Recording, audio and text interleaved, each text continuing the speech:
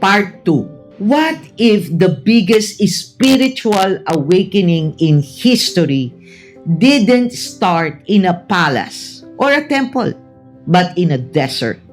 Mga classmates, what if that man chosen to prepare the way wasn't a respected scholar or priest, but a rugged figure wrapped in a camel's hair, shouting about repentance knee-deep in a muddy river?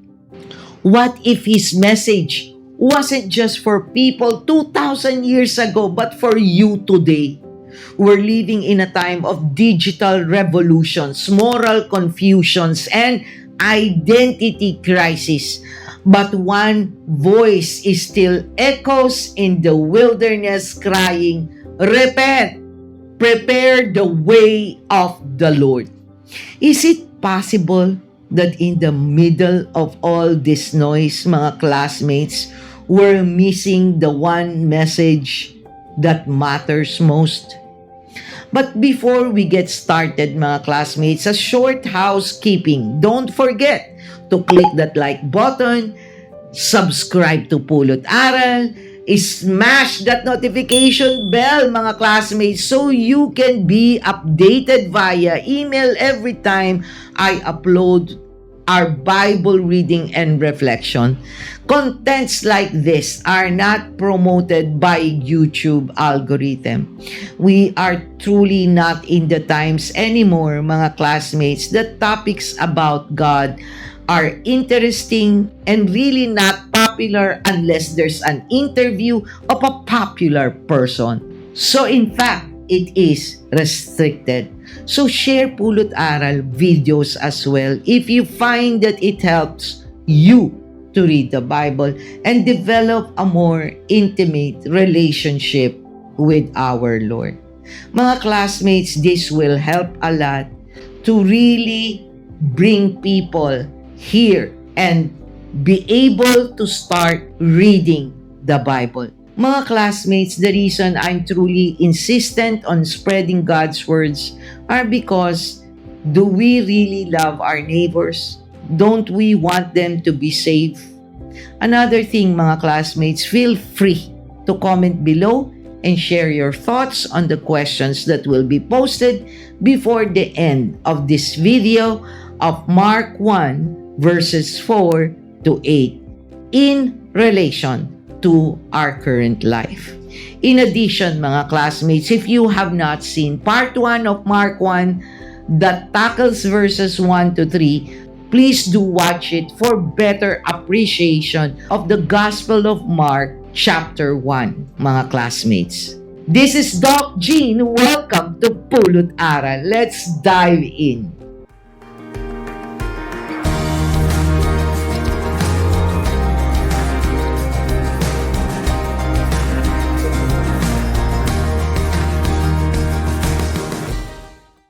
Before we begin, mga classmates, let's place ourselves in the presence of our Lord and pray. Dear Heavenly Father, we come to you to praise and glorify your name.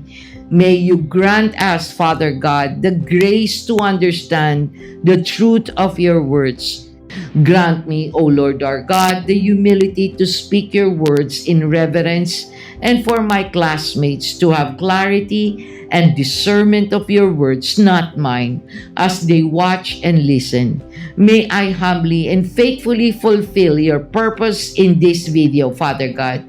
May our reflection on Mark 1 move us forward to surrender to you, desire more, discern well, do more, and delight in your will. All of this we ask through Christ our Lord. Amen.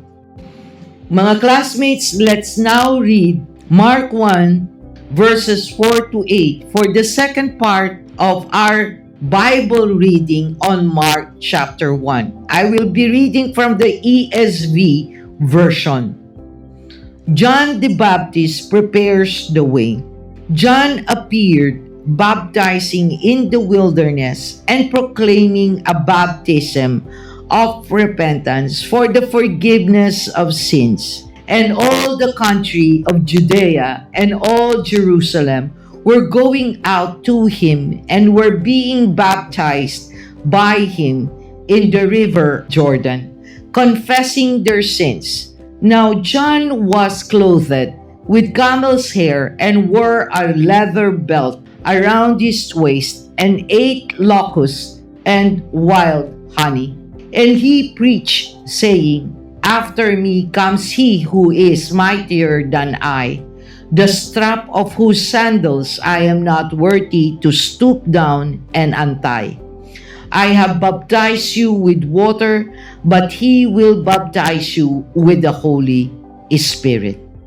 Mga classmates, let us now discuss the general overview and context of Mark 1 verses 4 to 8. Mga classmates, Mark 1 verses 4 to 8 introduces us more fully to John the Baptist, the man preparing the way for Jesus. He appears suddenly preaching in the wilderness, calling people to repent and be baptized for the forgiveness of sin.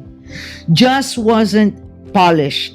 He wasn't glamorous, mga classmates, but people from all over Judea and Jerusalem came to him. Why? Because he told the truth. His message was not sugar-coated. He did not say, live your truth. He said, repent. His clothing, mga classmates, camel's hair. His diet, locusts and wild honey. His pulpit, a river bank. Yet, the crowds came. But here's the twist, mga classmates. John did not point to himself. He knew his role, mga classmates. He said, After me comes one more powerful than I. I baptize you with water, but he will baptize you with the Holy Spirit. This was not just about a bath in a river. This was about transformation, mga classmates, about turning around, about preparing your heart for something far greater than religion, a relationship with the living God. Now, mga classmates, let's start with something counter-cultural, okay? As we discuss Mark 1 verses 4 to 8. Revival doesn't start on a stage. It doesn't begin with the verified, the viral, or the super charismatic.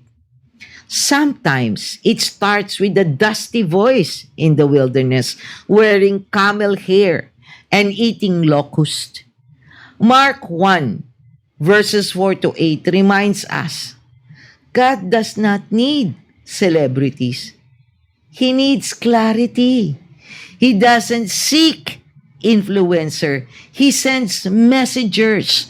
In a world full of curated content and 10-step glow-up videos, John the Baptist shows up like the anti-influencer. No filter, no fancy brand collabs, just one message. Prepare the way of the Lord. Repentance isn't about shame, mga classmates. It's about readiness. And speaking of unexpected messengers and raw honesty, a few months ago, the Korean entertainment industry, yes, K-drama world, was rocked again by a reaction, by a scandal. Let's talk about Kim So Hyun, the lead actor of Queen of Tears. He's known for being quiet, composed, low-key, the kind of person you wouldn't expect to be pulled into this kind of scandal. But then, boom! His former co-star, Kim Sae-ron, posted an old photo of them together from years ago.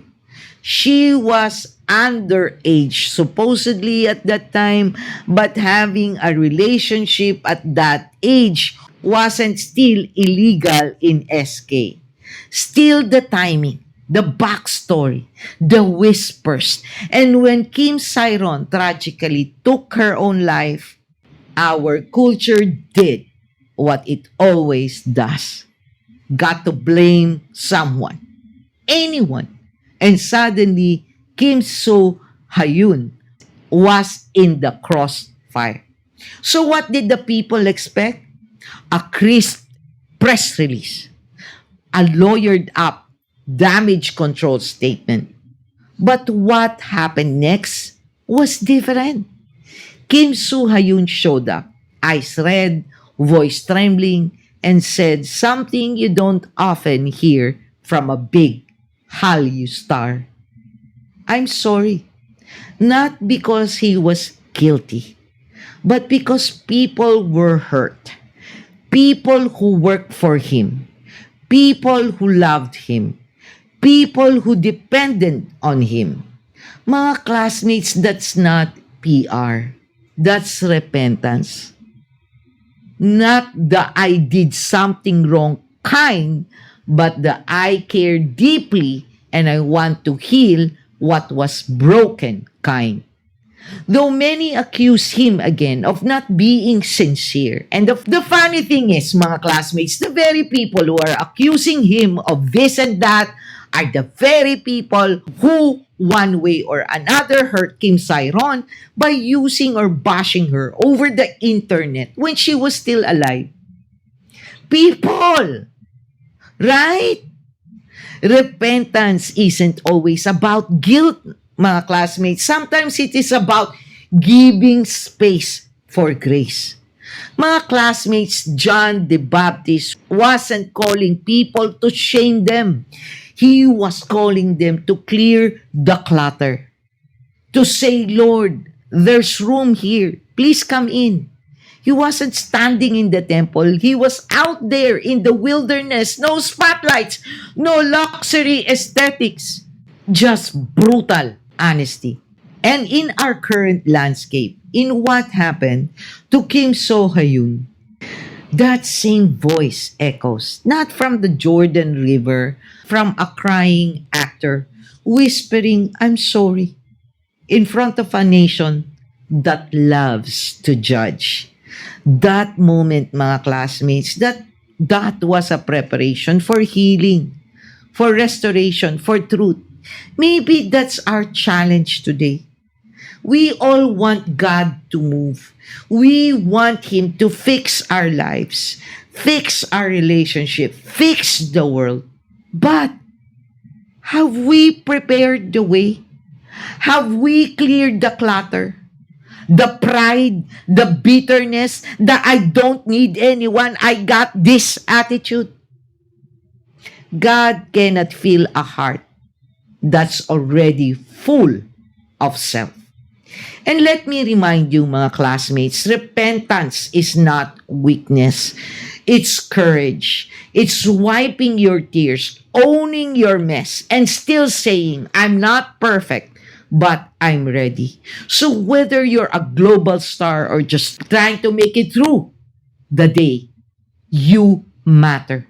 And God sees honesty. Let's wrap this with one more truth bomb, mga classmates. Prepare the way for the Lord, not just in your schedule, not just in your ministry, but in your heart. Because when one person is brave enough to humble themselves, the ground always shifts. True change doesn't start with a trend. It starts with a turning. So mga classmates, are you preparing your heart daily for Jesus to work in you? Like John, we are not called to impress, we're called to prepare for ourselves and for others. And when we do, maybe, just maybe, mga classmates, the world around us will change too. Ask yourself, mga classmates, what's the one thing in your life you need to surrender so your heart can be ready for God to move? post your answer below, mga classmates, in the comment section. And let's have a discussion. If you want to hear and see more of our Lord's own words, mga classmates, then I hope you will be watching part 3 and the rest of the parts of Mark 1 over the next 3 more days. We're diving deep into Mark chapter 1, where miracles explode, demons flee, and Jesus rewrites every rule. Mga classmates, when life feels like a wilderness, remember, you might just be standing on a revival ground. Thank you for joining me, mga classmates, in today's Bible reading and reflection from the Gospel of Mark chapter 1 verses 4 to 8. Till next time, may God bless you all. Always stay safe and be healthy. This is Doc Jean. Bye!